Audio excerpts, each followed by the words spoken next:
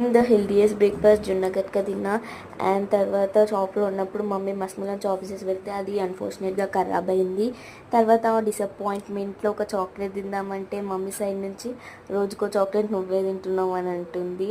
లంచ్కి rice with onion curry, అది ఉత్తిగా తినబుద్ధి కాదు కాబట్టి కుర్కురే తింటున్నా. అది ప్యాకెట్ నోట్తో చింపుతున్నా అనేసి మా అక్కను తినాల్సింది కుర్కురే ప్యాకెట్నే కాదని అంటుంది. ఇక్కడ ప్లేట్ అంతా నీట్గా ఉందంటే మ్యాటర్ కర్రీ బాగుందని కదా మా మమ్మీ అంటే అంత భయం. ఈవినింగ్ మమ్మీ పోపన్నం చేసింది, తినేసినాం. మా అక్క ఎంత స్లో అంటే ఆమె 1 టైం తినేలోపు నేను ఆమెకు 3 టైమ్స్ తినేస్తాను. నేను అంత స్పీడ్ ఉంటా, ఆమె స్లో ఉంటుంది. అండ్ ఇక్కడ అక్క నాకు తినిపిస్తుంది, వీడియో పట్టుకున్నాను కావాలని కుక్కి ఈవినింగ్ లెఫ్ట్ ఓవర్ పోపన్నం అయితే ఇప్పుడు సాయంత్రం మిగిలిపోయింది కాబట్టి తినరు ఇంట్లో ఎవరు.